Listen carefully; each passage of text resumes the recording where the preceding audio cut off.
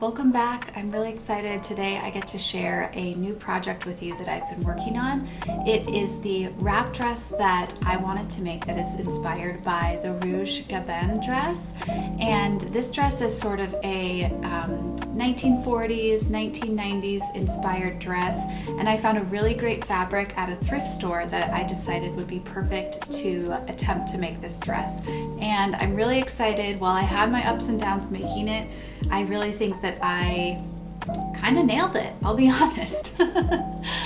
Anyway, if you are new here, my name is Britton. This is my channel where I like to share some of the things I'm passionate about, which are homeschooling, sewing, and gardening. So this is going to be a sewing video today. I've been working on creating my spring wardrobe, one piece at a time. So let's get into this wrap dress.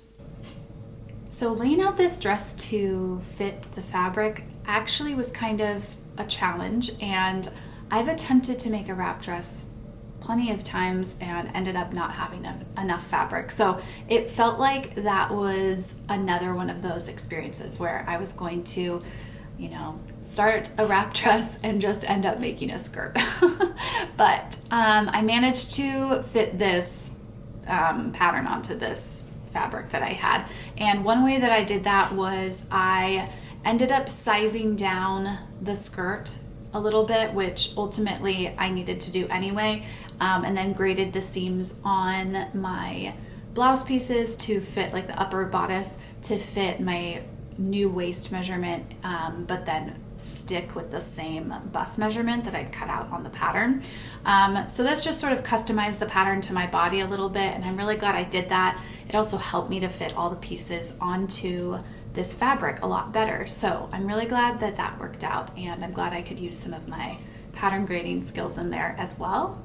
But still, I needed something for my facings, and it needed to be really lightweight because this fabric, it's like a crinkle rayon. It is super lightweight, so the facing needed to be lightweight too and not weigh down the fabric, the outer fabric. So I went ahead and went to Walmart. I was shopping there for some other items and just checked out their remnant section, and they had a really lightweight sheer sort of chiffon fabric, and I got that with a lightweight fusible inner facing. So I ironed those together and was able to cut out my facings, and it's not like a perfect match. It doesn't look perfect, but it coordinates pretty well. So I'm glad I found that, and it was super discounted, especially since the fabric that I was using was, a thrifted fabric. It was nice that I didn't have to spend a bunch more money on the facings. So I mentioned that this was a really lightweight fabric. It also just was kind of falling apart on me. It just kept unraveling. It wasn't like super tight, like a tight weave or anything like that. So for one, I made sure that I don't have a serger, so I was doing French seams on everything. And that just, honestly, it looks really beautiful, but it was so finicky with this fabric. I don't know if I ever want to work with a crinkle rayon crepe fabric ever again. But the French seams turned out really beautiful. I'm really glad that I did that. Honestly, I don't think I could have finished this dress like any other way. I would say that the most challenging part of this dress was sewing the sleeves, and the original pattern, I felt like the sleeves were huge, kind of 1980s. I was not into how big they were. And the dress that I last sewed, the new look dress, which you can see in a previous video, I really liked that sleeve. I liked the puff of that sleeve. So I decided to use that pattern piece, but that isn't a straight sleeve, and the Rouje Gabin dress has a puff, but it's a straight sleeve. So I went ahead and used that pattern piece because I liked the grade of the cap of the sleeve, but then I needed to figure out exactly how I was going to make a straight sleeve. So I found a really good tutorial from Sarah Kirsten, who is somebody I also really admire as a seamstress, and I traced my pattern on some muslin and then sort of graded the side seams down in order to create that straight sleeve. And when I set the sleeve in, it really didn't fit great.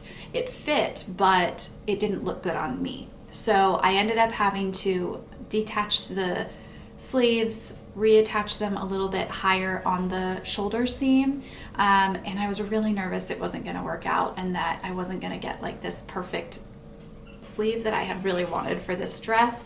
So yeah, ultimately though, it did work out, and I think the sleeves turned out so good. I feel like it's like one of those details from the Rouje dress that really needed to come across on this dress if I wanted to feel like I was, you know, nailing my own interpretation. So I'm really happy that I got to do those sleeves. And again, another way for me to just, I don't know, use my pattern making skills and kind of customize this dress to my body.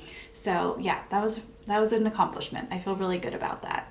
After I got those sleeves in, it was pretty smooth sailing. I picked some special buttons from my stash. I have a beautiful box of vintage buttons that was gifted to me, and I picked 4 glass buttons and decided that they were just the right size for what for the look I was going for, and I put those on. The only issue with the buttons is that, again, this fabric is so just weak and bleh. So I used some more of that interfacing just on the other side of where I wanted those buttons to be, just to sort of reinforce where I was gonna hand sew those on so that I could have a little bit more structure there, and hopefully that'll do the trick to keep the buttons from just ripping the fabric or popping off, basically. So my overall thoughts on this dress are that I love it. I love how versatile it is. I feel like I can wear it when I'm just working around the house. I can wear it in my garden. I can also wear it to a party. I could wear it to dinner.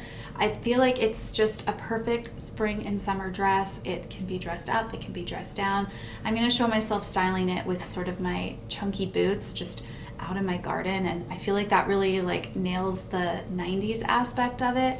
But you can see here I'm wearing it with just a cardigan, and I feel like that ups sort of the vintage aspect of this dress, the 1940s feeling of it. If I wore it with my clogs, my heeled clogs, I feel like that would be a really great sort of vintage look, or a little bit more of a Parisian look. So I really love this dress. I'm really happy with it. So yeah, overall, I feel beautiful in this dress. I think I'm gonna wear it a ton. I'm really glad that I made it. I feel like it caught the spirit of this Rouje look that I just have been coveting, and I'm really glad that I made the effort to put in those extra details like the sleeves and the buttons, so I could really just have that dress that I love. I'd love to actually own the Gabin dress someday, but I'd say that making it for myself was just a really big accomplishment. Anyway, if you like this kind of content, if you love sewing, if you love not Paris, but Parisian fashion, maybe you love Paris too. I haven't actually been there. If you love Parisian fashion, go ahead and like this video. It's something that I want to continue to bring to this channel. And yeah, thank you so much for watching. I'll see you guys later. Bye.